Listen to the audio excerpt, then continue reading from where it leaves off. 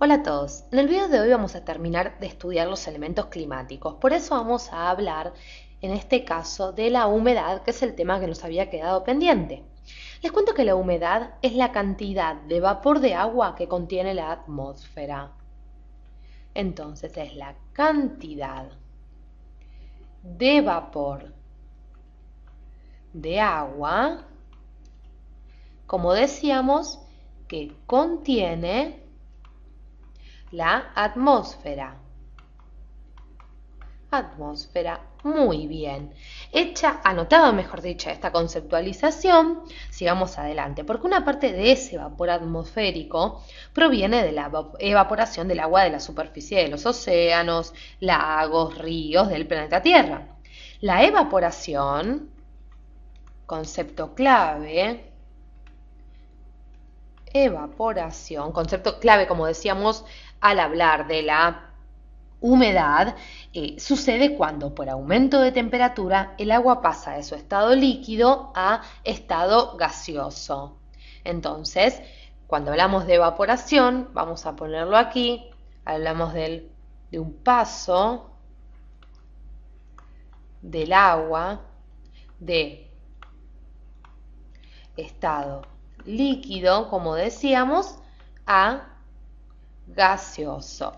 Pero sigamos adelante. ¿Por qué? Porque en las zonas intertropicales, es decir, entre los trópicos, como estamos viendo aquí, aquí tenemos un trópico, tenemos el trópico de Cáncer, el trópico de Capricornio, es decir, en esta zona que estamos marcando en celeste, vamos a tomar otro color para que ustedes puedan verlo aún mejor. Decíamos que en estas zonas están caracterizadas porque el aire aquí es cálido y húmedo y se contiene elevada cantidad de vapor de agua. Entonces, en cambio, en la zona de los polos, ¿sí? En las zonas como estaríamos, como si fuera aquí, como estamos marcando en color naranja, el aire es seco y frío y claro está, hay menos humedad. Es decir, la humedad es baja y en la zona intertropicales hay más humedad. Entonces, ¿sí? Muy bien.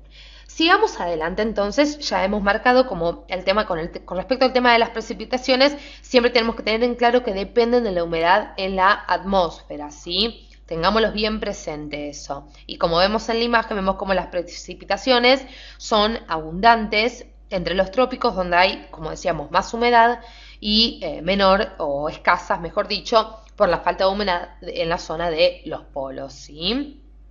Muy bien, vayamos a la siguiente imagen porque vamos a ir aquí y ahora les voy a explicar qué vamos a hacer con esta imagen, porque les cuento que la humedad del aire se expresa mediante el término de humedad relativa. Entonces, hablamos de humedad relativa cuando hablamos de la humedad del aire. Que cuando hablamos de esta humedad relativa les cuento que es el cociente entre la cantidad de vapor de agua que contiene la atmósfera y la máxima cantidad que podría contener, ¿sí? Valor que se expresa siempre en forma de porcentaje. Por ejemplo, cuando la cantidad de vapor de agua que contiene la atmósfera es la mitad de lo que podría tener, la humedad relativa es del 50%. Cuando es del 100% se dice que la atmósfera está saturada, es decir, que no puede contener más vapor de agua, por lo cual el aporte adicional de vapor de agua se condensará en gotas de agua, ¿sí?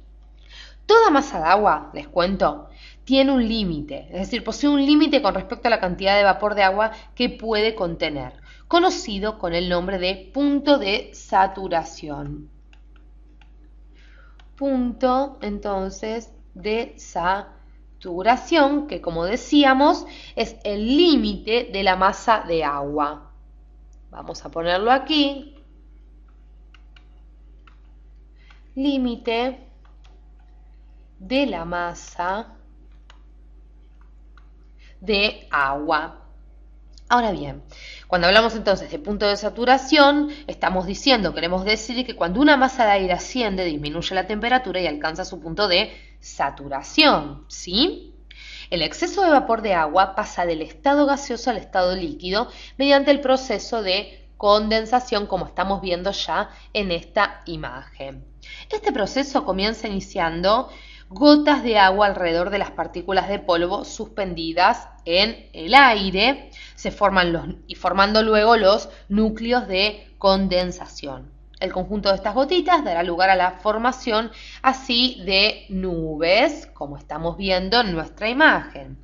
Cuando las gotas aumentan de tamaño y de peso, no pueden mantenerse en suspensión en la atmósfera y caen en la superficie en forma de precipitaciones, como estamos señalando en esta imagen. Entonces vemos cómo se produce la condensación, luego el vapor de agua, y las gotas pequeñas pesan poco y flotan, logran flotar, pero luego las gotitas se unen y se agrandan haciéndose más pesadas, y así entonces se provocan las precipitaciones, ¿sí?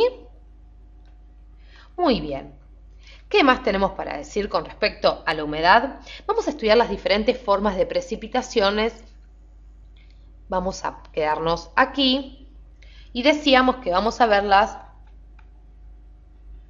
formas de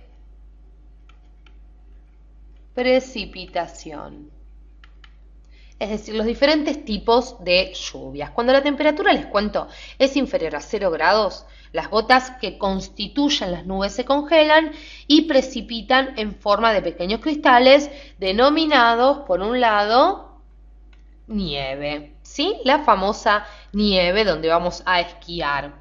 Si los tamaños de los cristales son de mayor tamaño, se los denomina granizo.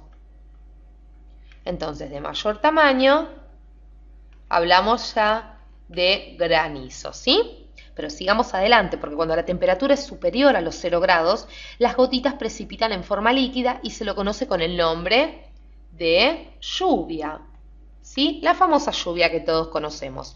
Si las gotas son muy pequeñas, la precipitación recibe el nombre de llovizna. Entonces, a menor tamaño de las gotas, va a recibir el nombre de llovizna. Por último, vamos a estudiar, como decíamos, los tipos de precipitaciones. Aquí estudiamos las formas de precipitaciones. Vamos a conservar la imagen. Como decíamos, tipos de precipitaciones. Tipos de precipitaciones. Y las estamos graficando ya en nuestra imagen. Por ejemplo, las lluvias convectivas, es decir, las lluvias por convección que estamos viendo aquí en esta imagen, se producen en las zonas cálidas. El aire al calentarse asciende, al ascender se enfría y condensa su humedad, formando nubes, y el agua precipita en forma, claro está, de agua. Entonces, para poner un dato no menor, se producen en zonas cálidas. Muy bien, sigamos con otro tipo de lluvias. Las lluvias orográficas, como estamos marcando aquí en esta imagen, se producen cuando un viento húmedo se enfrenta a una cadena montañosa. Al ascender por la ladera de la montaña, como estamos viendo aquí, ¿qué pasa? Se enfría y condensa su humedad, precipitándose en forma de lluvia y nieve posteriormente. Las lluvias ciclónicas o frontales que estamos señalando en esta imagen se producen por el contacto de dos masas de aire de distinta temperatura, ¿sí?